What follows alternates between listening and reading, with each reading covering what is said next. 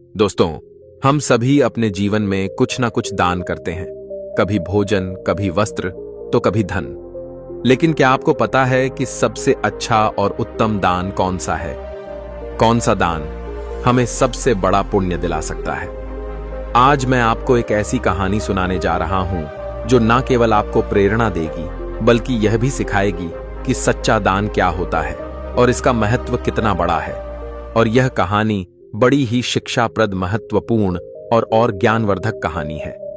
तो चलिए दोस्तों, आज की बौद्ध कहानी को शुरू करते हैं। पर वीडियो में आगे बढ़ने से पहले, यदि आप भी भगवान गौतम बुद्ध के सच्चे भक्त हैं, तो इस वीडियो को लाइक करके कमेंट बॉक्स में नमो बुद्धा जरूर लिख देना। और दोस्तों, यदि आपने अभी तक हमारे चैनल पीशी भाई जी को सब्सक्राइब नहीं किया है, तो चैनल को भी सब्सक्राइब कर लेना, ताकि आने वाली वीडियो सबसे पहले आपको मिल पाए। तो चलिए आज की प्रेरणादायक बौद्ध कहानी को शुरू करते हैं। प्राचीन समय की बात है। रामपुर नाम के एक बड़े से नगर में रूपेश नाम का एक युवक रहता था, जो लकड़ी काटकर अपना जीवन यापन करता था। वह अपनी पत्नी के साथ साधारण जीवन जीता था।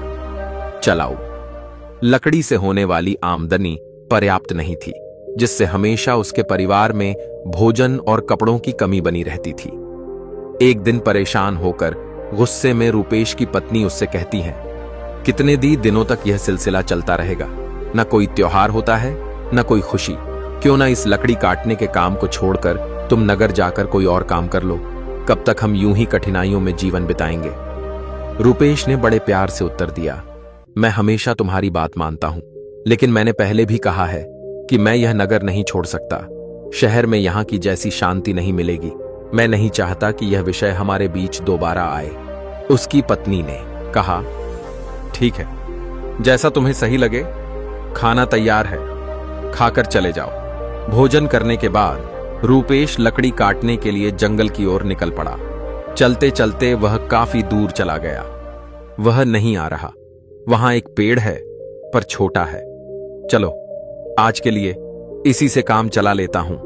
रूपेश ने वह पेड़ काटा और सिर पर जलाऊं लकड़ी का घट रखकर नगर की ओर बेचने के लिए निकल पड़ा। लेकिन नगर पहुंचने पर उसने देखा कि लकड़ी खरीदने वाला कोई नहीं था। वह सोचने लगा, क्या मुझे यह सारी लकड़ियां वापस घर ले जानी पड़ेंगी? तभी रास्ते में एक पंडित ने उसे आवाज लगाई, सुनो लकड़ी बेचने वाले, इधर आओ। ये लकड़ियां कितने की हैं? रूपेश ने कहा, पंडित जी, आपको सारी लकड़ियां चाहिए या आधी? अगर सारी चाहिए तो कम दाम में दे दूंगा। पंडित ने कहा, मुझे सारी लकड़ियां चाहिए, लेकिन तुम्हारे बताए गए दाम पर नहीं। मैं सिर्फ अपने दाम पर दे सकता हूं। रूपेश ने थकान भरे स्वर में कहा, अरे तो फिर यह लकड़ियां बहुत सस्ती हो जाएंगी, लेकिन चलिए दे दीजिए, वैसे भी मैं थक चुका हूं। पंडित ने 50 देते हुए कहा, यह लो और लकड़ियां यहां रख दो। वैसे तुम भूखे लग रहे हो, क्या कुछ खाना खाओगे? सब तैयार है, खाना खाकर ही जाना। रूपेश ने कहा, मुझे भूख तो बहुत लगी है, लेकिन अगर मैं खाऊंगा तो आपके लिए खाना नहीं बचेगा। रहने दीजिए, मैं घर जाकर खा लूंगा।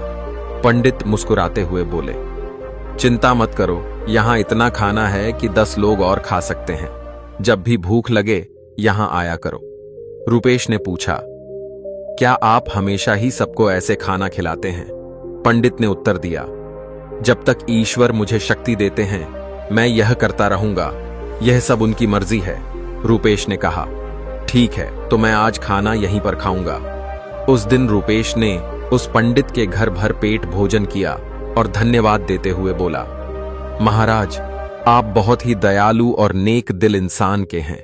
ऐसा अच्छा काम करने में मैं आपकी मदद करना चाहता हूं। अब से मैं लकड़ियां मुफ्त में ही दिया करूंगा। ठीक है, अब मैं चलता हूं। पंडित ने कहा, बेटा सकुशल जाओ, मुफ्त में ही दिया करूंगा।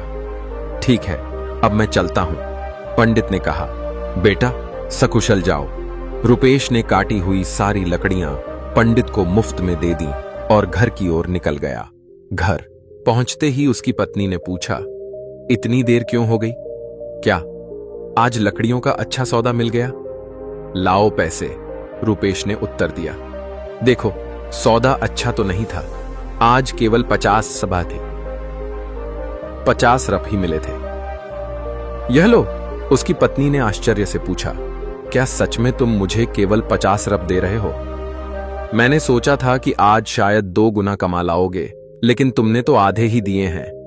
इतनी देर तक तुम कहां थे, क्या कर रहे थे? तब रूपेश ने कहा, मैं लकड़ियां बेचने ने था, लेकिन खरीदने वाला कोई नहीं मिला। फिर पास के नगर गोविंदपुर में पंडित नाम के एक विद्वान के घर चला गया। वे जो भी वहां जाता है उसे से प्यार से भोजन कराते हैं। ऐसे लोगों के लिए हमें कुछ करना चाहिए। उसकी पत्नी ने पूछा, हमेशा खाना खिलाते हैं, फिर तो वे बहुत अमीर होंगे, नहीं तो इतने लोगों को खाना कैसे खिलाते हैं? और तुमने उनकी मदद कैसे की? रूपेश ने कहा, वे उतने अमीर नहीं हैं जितना तुम सोच रही हो। वे एक अच्छी भावना रखते हैं और गोविंदपुर के मंदिर के पुजारी हैं। वे अपनी मेहनत की कमाई से ही सबको खिलाते हैं। मैंने उनकी मदद के लिए कहा कि मैं उनके लिए हमेशा लकड़ियां 50 में ही काटू कर दे दिया करूंगा। उसकी पत्नी ने कहा, इतना ही काफी है, लेकिन अगर तुम 2 गट्ठर लकड़ी नहीं काट सकते तो हर दिन 50 में घर कैसे चलेगा? मुझे बताओ। रूपेश ने उत्तर दिया, मैं अपनी हर कोशिश करूंगा और जो भगवान की इच्छा होगी वह होगा। आज मैंने उनके घर खाना खाया है, एक दिन तुम्हें भी वहां ले चलूंगा।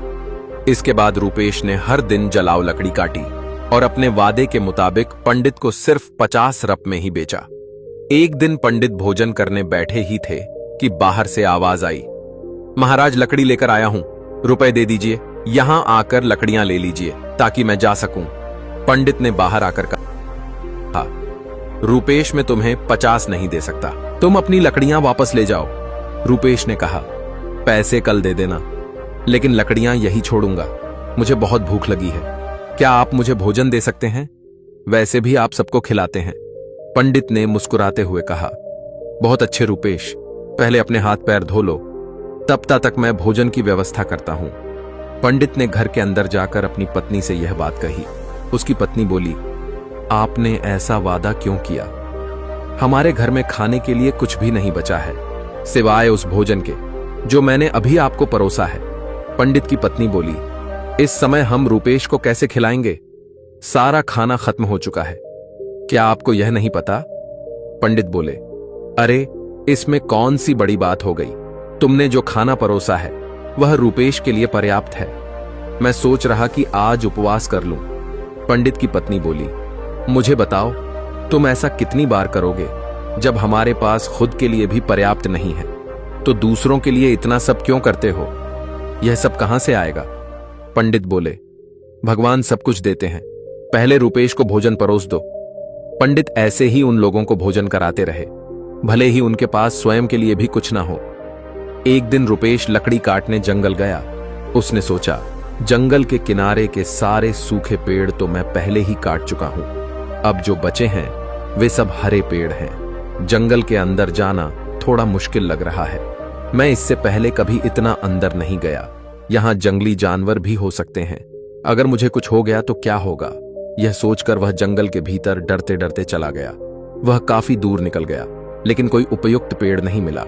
अचानक उसे एक बड़ा पेड़ दिखा। उसने सोचा, यह शाखा तो काफी मजबूत है, इसे काटूं तो 3 गट्ठर लकड़ी बन जाएंगे। पहले ही बहुत देर हो चुकी है। यह सोचकर रूपेश उस पेड़ पर चढ़ गया।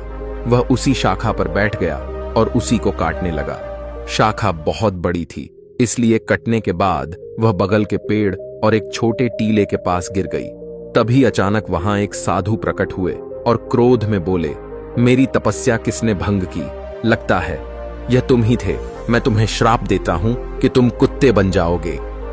रूपेश घबरा गया और बोला, महाराज मुझे माफ कर दीजिए, मुझे नहीं पता था कि आप यहां तपस्या कर रहे हैं। साधु बोले, मैं यहां 1 वर्षों से तप तपस्या कर रहा हूं। तुमने मेरी तपस्या तोड़ी है, इसलिए यह श्राप दिया है। रूपेश ने विनती की, महाराज मैं रोज लकड़ियां काटने आता हूं और उन्हें बेचकर अपनी आजीविका चलाता हूं। मैंने जानबूझकर ऐसा नहीं किया, कृपया इस श्राप को वापस ले लीजिए। साधु बोले, मैंने क्रोध में आकर यह श्राप दिया है, इसे वापस लेना संभव नहीं है, लेकिन एक उपाय है। रूपेश ने पूछा। कृपया मुझे उपाय बताइए महाराज। मैं इस श्राप से कैसे मुक्त हो सकता हूं? साधु बोले। तुम ऐसे लोगों को ढूंढो जो सबसे अच्छा दान करते हो। उनके भोजन के बाद बचा हुआ एक भी दाना खा लोगे तो तुम्हारा श्राप समाप्त हो जाएगा।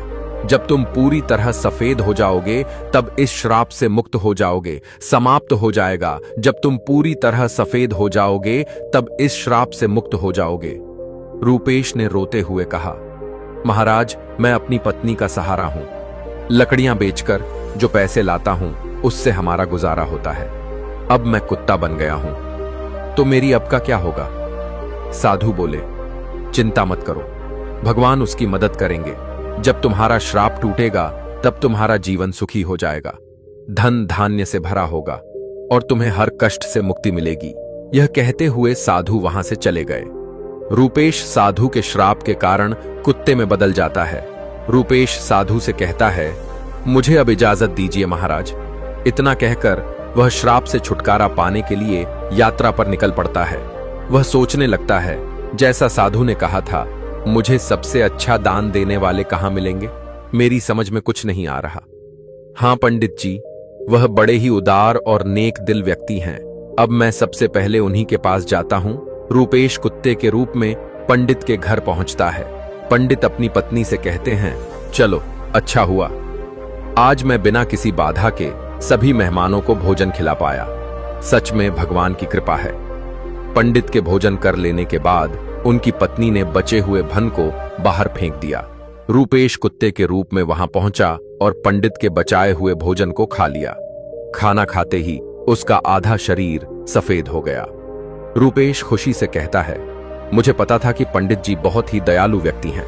मुझे आधे श्राप से मुक्ति मिल गई, लेकिन पूरी तरह मुक्त होने के लिए मुझे किसी और को ढूंढना होगा। यह सोचते हुए रूपेश आगे बढ़ता है।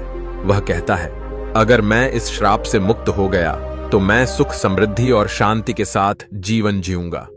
भले ही मैं कितने भी साल लकड़ियां काटूं, इतना बड़ा कभी नहीं बन सकता। मुझे साधु महाराज को धन्यवाद देना चाहिए। इतना कहकर रूपेश दूसरे व्यक्ति की तलाश में निकल पड़ता है। एक दिन वह मदन नाम के एक युवक को हल जोतते हुए देखता है। रूपेश कुत्ते के रूप में उसके घर के सामने बैठ जाता है। तभी राजू नाम का एक व्यक्ति वहां से गाय लेकर जाता है। वह कहता है, मदन बहुत ही नेक इंसान है। वह सिर्फ मुझे ही नहीं, कई और लोगों को भी गाय दान कर रहा है। ऐसे व्यक्ति को आशीर्वाद मिलना चाहिए। रूपेश यह सुनकर सोचता है, वाह, आज मुझे श्राप से मुक्ति मिल जाएगी। मदन भी पंडित जी के जैसे ही दयालु होंगे। अब देखता हूं वह कब भोजन करते हैं। रूपेश वहां बहुत देर तक इंतजार करता है। मदन ने जब भोजन किया और पत्तल को बाहर फेंक दिया तो रूपेश तुरंत उस पत्तल पर बचा हुआ खाना खा लेता है। लेकिन यह देखकर वह हैरान रह जाता है। वह कहता है, अरे मेरे शरीर का रंग नहीं बदला। मदन ने तो गाय का दान भी किया था, फिर भी यह क्यों नहीं हुआ? मुझे कुछ समझ नहीं आ रहा। थोड़ी देर बाद रूपेश वापस पंडित जी के घर के बाहर आकर बैठ गया। वहां उसने दो युवकों को बातचीत करते हुए सुना। पहला युवक बोला, अरे सुनील, आज संतोष ने फिर गाय का दान दिया। दूसरा युवक बोला, हां, वह चाहे कितना भी बड़ा दानी दिखे, लेकिन हमेशा नगर के बाहर वालों को ही बुलाकर दान करता है। सच जानोगे तो हैरान रह जाओगे। उसकी सारी गाय 2 महीने से ज्यादा दूध नहीं देती। पहला युवक चौंक कर बोला, या अगर वह ऐसा करता है तो उसे अवश्य ही पाप लगेगा। हमारे सेठ की तरह कोई और नहीं कर सकता। वह एक महान दानी है। 1 हफ्ते से खाना बांट रहे हैं और कल आखिरी दिन अन्य दान के साथ वस्त्र दान भी करेंगे। सेठ जी खुद वहां सबके साथ 1 हफ्ते से खाना खा रहे हैं। कभी उनके जैसा परोपकारी देखा है कहीं? अरे यह तो कुछ भी नहीं। उन्होंने हमारे नगर में अच्छी सड़क लाए बहुत कुछ किया है। ऐसा धर्मात्मा मैंने कभी नहीं देखा। यह बातें सुनकर रूपेश बहुत खुश हुआ। उसके मन में विचार आया, चलो अब तो तय है कि मुझे मेरे श्राप से मुक्ति मिल जाएगी। मुझे तुरंत सेठ जी के पास जाना चाहिए। वह राजमहल में नहीं बल्कि लोगों के साथ खाना खा रहे हैं। इस अवसर का लाभ उठाना चाहिए। अगले ही दिन रूपेश उस जगह पहुंच गया जहां सेठ जी भोजन करा रहे थे। वहां उसने सेठ को कपड़े बांटते हुए देखा। वह सोचने लगा, सेठ जी कितने महान हैं। वह भोजन देने के साथ साथ सभी को वस्त्र भी बांट रहे हैं। मैं जिन अच्छे लोगों को ढूंढ रहा था, निश्चय ही यह वही व्यक्ति है। मुझे उनके भोजन के बाद इंतजार करना होगा। सेठ जी के भोजन करने के बाद सैनिक उस पत्ते को बाहर फेंक देते हैं जिसमें सेठ ने खाना खाया था। यह देखकर रूपेश वहां गया और उस पत्ते में से बचा हुआ खाना खा लिया, लेकिन यह देखकर वह चौंक गया। उसने कहा, अरे यह क्या, इतने महान दानी, सेठ जी का भोजन करने के बाद भी मेरा रंग नहीं बदला। यह श्राप तो किसी दूसरी वजह से लग रहा है। मुझे तुरंत उस साधु के पास जाना चाहिए जिन्होंने मुझे यह श्राप दिया। रूपेश उस स्थान पर पहुंचता है जहां साधु मौजूद थे। वह साधु को प्रणाम करता है। साधु उसे निराश देखकर पूछते हैं, क्या हुआ?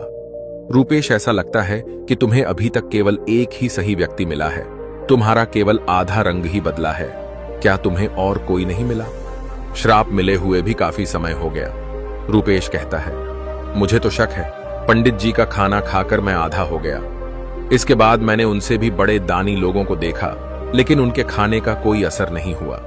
साधु थोड़ी देर रुककर बोलते हैं, इसमें आश्चर्य की बात नहीं है। उनके कर्मों का वास्तविक स्वरूप जानना जरूरी है। रूपेश जवाब देता है, इसके अलावा हमारे नगर के सेठ बहुत धर्मी हैं। एक हफ्ते तक सेठ ने सभी को भोजन कराया और वस्त्र भी बांटे। इतने धर्मप्राय व्यक्ति द्वारा खाया हुआ भोजन खाने के बाद भी मैं श्राप से मुक्त नहीं हो पाया। इसमें कुछ रहस्य जरूर है। रूपेश ने साधु से कहा, मुझे कुछ समझ नहीं आ रहा है महाराज, कृपया आप ही बताइए।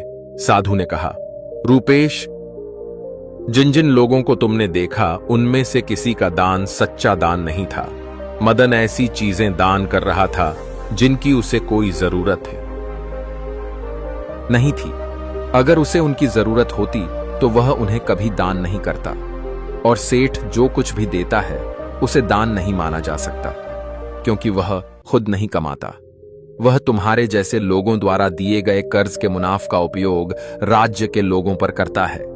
साधु ने आगे कहा, कल के दान में जो भोजन और वस्त्र बांटे गए वे भी कर्ज के मुनाफे से ही आए थे। इसीलिए सेठ द्वारा किया गया दान दान नहीं माना जाएगा। वह सिर्फ लोगों का पैसा लोगों पर खर्च कर रहा है। ऐसे में राजा के भोजन का तुम्हारे श्राप पर कोई असर नहीं हो सकता। समझ लो सही, दान वही था जो पंडित ने भूखे को भोजन देकर किया। भले ही उन्होंने खुद नहीं खाया, लेकिन उनका दान से श्रेष्ठ था। इसीलिए तुम्हें और प्रयास करना होगा। तुम श्राप से मुक्ति के करीब हो। रूपेश ने कहा, समझ गया महाराज, धन्यवाद। उदास मन से रूपेश वहां से चल पड़ा। उसने सोचा, बाप रे, कितनी दूर आ गया हूं, बहुत भूख लगी है। अच्छा होगा कि पास में कुछ खाने को मिल जाए। तभी उसने देखा एक किसान घड़े में पानी हो। वह रोज इस धूप में इस पानी से भरे मटके से यह से गुजरने वालों को घड़े में से पानी पिलाता है। वह बूढ़ा आदमी 90 साल से अधिक का लगता है, पर फिर भी उसका काम काबिले तारीफ है। थोड़ी देर में किसान ने खाना निकाला और खाने लगा। भूखे रूपेश को देखकर किसान ने अपने भोजन में से कुछ लिया और उसे दे दिया। जैसे ही रूपेश ने वह भोजन खाया, उसका श्राप समाप्त हो गया और वह वापस इंसान बन गया। उसने किसान को धन्यवाद दिया और खुशी खुशी वापस लौट आया। उसने सोचा, सचमुच दान कभी छोटा या बड़ा नहीं होता।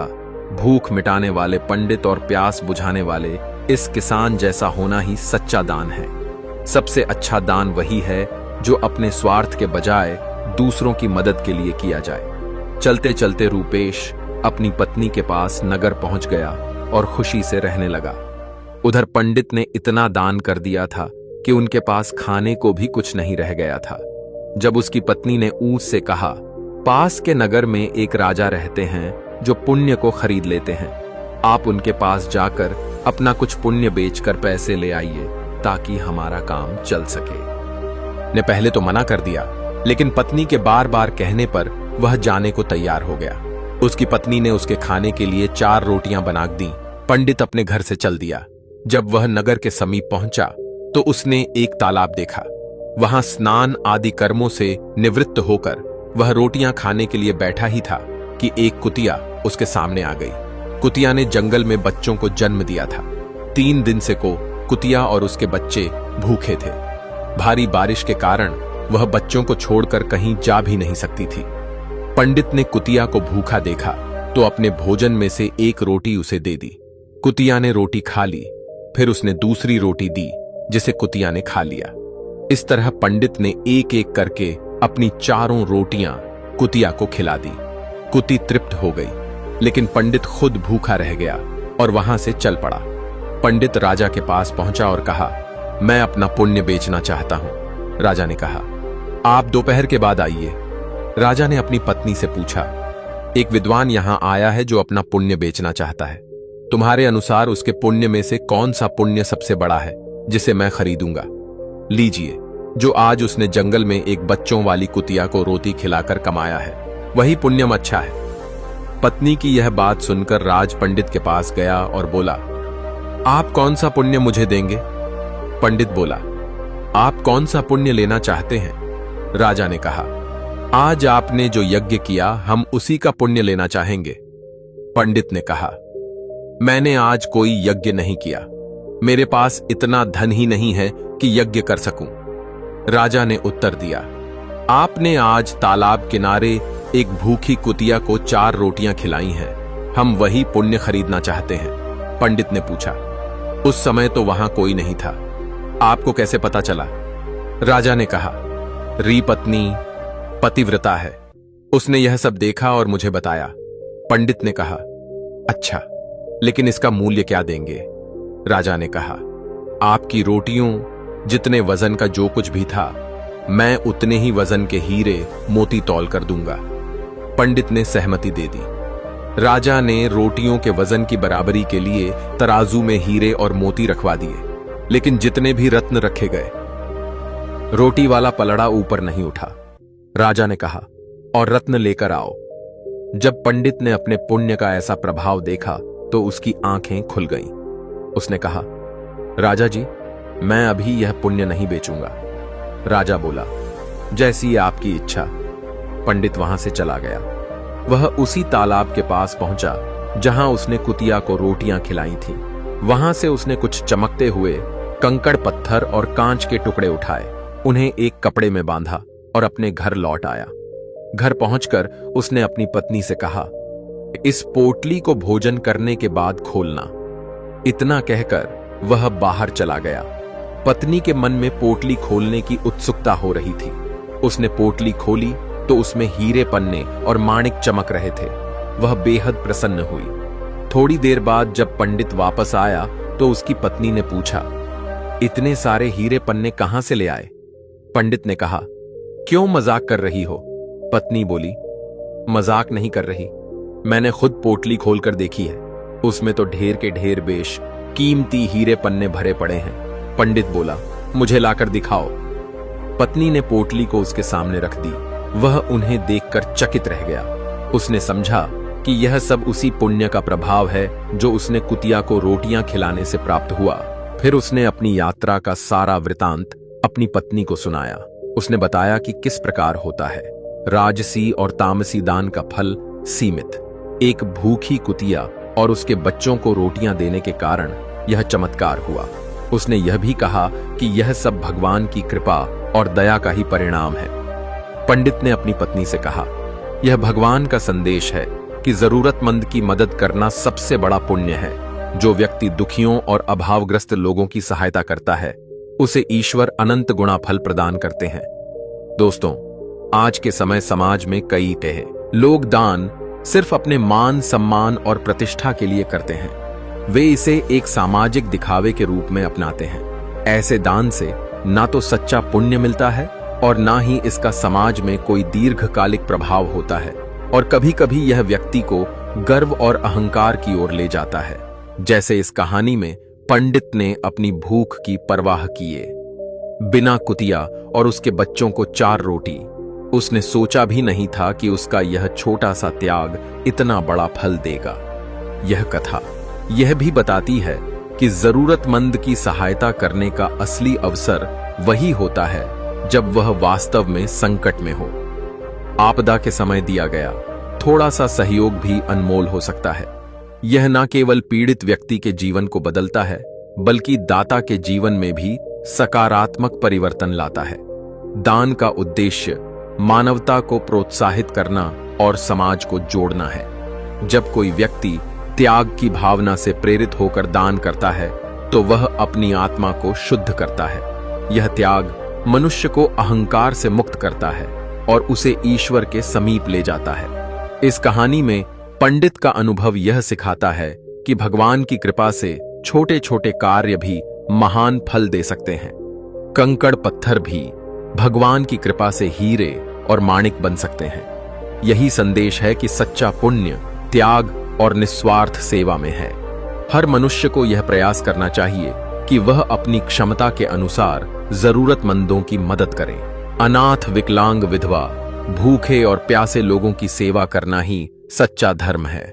इसी से समाज में शांति और समृद्धि आती है। दोस्तों, अपने इस कहानी से क्या सीखा, कमेंट करके अवश्य बताएं। अगर कहानी अच्छी लगी हो तो लाइक शेयर करके चैनल को सब्सक्राइब जरूर करें। मिलते हैं अगली वीडियो में एक और नई कहानी के साथ में।